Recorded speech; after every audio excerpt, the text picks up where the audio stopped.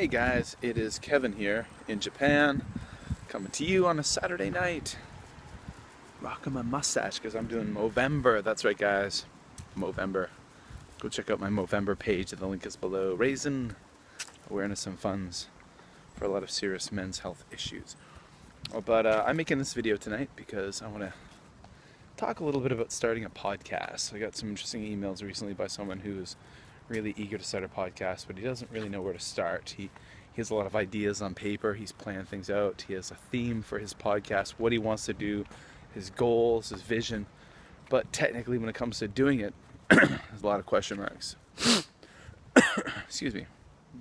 So I'm going to just talk about starting a podcast, and I think other people out there might find this interesting too, just from the ground up. So it's like podcasting 101. So when you want to make a podcast, because I've got mine, the Just Japan podcast, and I'm about to put out episode number 88. Oh, amazing, getting close to 100. I think the first thing you need to be is a fan of podcasts. And I assume that most people who want to podcast have, probably listened to a lot of podcasts, and they think to themselves, I can do this. And you can absolutely do it. I do it. And you can do it too. Now, the first thing you need to do is come up with a premise, an idea, a concept. So come up with a theme. Are you passionate about something? Do you have a hobby that you're really interested in that you want to share with the world? Well, probably other people would be interested too. Now, is this a podcast that you want to put out weekly, bi-weekly, monthly? You got to think about that as well. Is this a podcast that you're going to do by yourself? You're going to host it by yourself? You're going to be the only person talking? Will you have a co-host? Will you have a friend, co-host it with you? Will you have a series of friends? Will it be kind of the model that I have, where I have different guests come on and talk about their thing? There's ups and downs to everything. So for example, if you want to do a podcast where it's only yourself talking about things, well, you know that you can do it anytime you want, and you could put out episodes weekly because it's you, and you can always depend on yourself to do it. But I think, in my opinion, it would be hard to be motivated all the time if it was only you. I think, for example, back in 2008, I started a podcast about history, Canadian history. I only did 8 episodes, and then I stopped doing it because it was just me, and I kind of lost motivation. Now, if you have a co-host, that's great. You got someone to play off, someone to feed off of. But I've seen this in many cases. You're really eager, you're really gung-ho, but because of your co-host's schedule, life, they can't meet as regularly as you would like to. And maybe you want to put out weekly episodes, but you can't because your co-host schedule is, not allowing for that. That's a downside. Having weekly guests, great thing, awesome thing. It's always refreshing, it's always exciting to talk to new people, but production-wise, it can be actually logistically hard to arrange guests and arrange times for interviews and this and that. But, okay, so pluses and negatives to all those. So then what you need to do, you need to record stuff. So you need to get a microphone, you need a computer. You can use any computer, a laptop, PC, Mac. I use Macs. I'm an Apple person. You need a microphone. When I first began doing the Just Japan podcast, I just used a simple Skype headset microphone. Used that for the first few episodes, and it didn't sound very good. And once I realized that I was very serious about this and I really enjoyed putting the Just Japan podcast together, I decided to get a proper microphone. And 2 of the most popular kind of entry-level podcasting microphones out there are the Blue Snowball and the Blue Yeti. Each one of those will cost you between $100 to $200 depending on where you buy it, the sales, this and that. I use a Blue Snowball USB microphone. It's a wonderful microphone. I love it. I know that my friend Jim Mullins, he uses a Blue Yeti. Steve Miller of the Asian News Weekly podcast, he uses a Blue Yeti. So you're going to need software to record it, to edit it.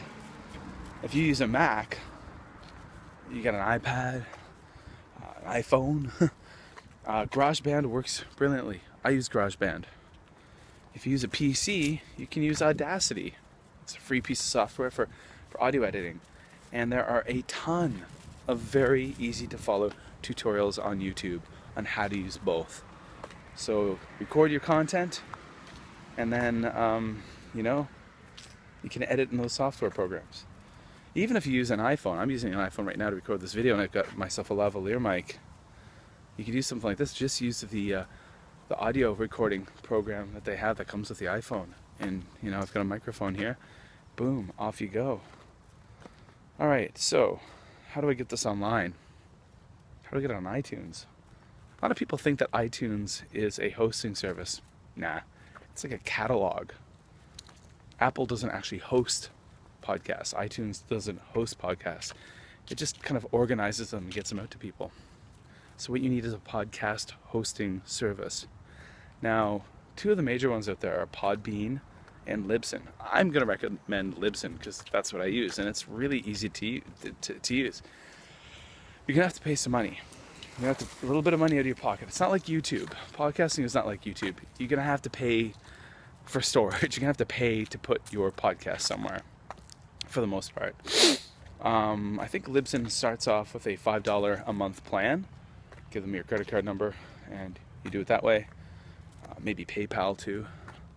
I'm using a bigger plan. I'm using a $20 a month plan because I just want the storage space. So I pay $20 a month to host mine. And with a podcasting service like Libsyn, it's very easy to get onto iTunes. You sign up with Libsyn, you've recorded your podcast, you've got your audio files ready to go, and once you sign up with, say, Libsyn, for example, you got your thumbnail, your artwork, and there's another thing, you need some artwork, guys. You got to get yourself artwork, very key. If you don't have artwork, it's not going to make you compelling. So if you know someone who can do some graphics, has some graphics abilities, get them to make a logo for you. It's got to be a square, by the way. But a service like Libsyn will tell you all about that. And you upload your podcast to Libsyn, they will get you on iTunes, and boom, once you're on iTunes, there you go. Then you got to market yourself. You got to get it out there. Do you use Facebook? Use Facebook to share links with your friends, post your podcast. Do you use Twitter? If not, start using Twitter. Get active on Twitter, and get out there and start using it daily, and start building a following, and start sharing your podcast. Get a website for your podcast. Start with a WordPress blog or a Blogger page, but you should have a web page for your blog, kind of a home for show notes and links and things like that. And then start connecting with other podcasters, reaching out to people, reaching out to other bloggers, YouTubers, people out there who can help spread the word about your podcast. And then just start producing content on a regular basis. There's one thing I'll tell you. I'm a consumer of podcasts. I love podcasts. I love listening to podcasts. And there's nothing I dislike more than a podcaster who doesn't put out content on a regular basis. Podcast on a regular basis, whether you just it's like twice a month, once a week, but do it consistently and your following will grow.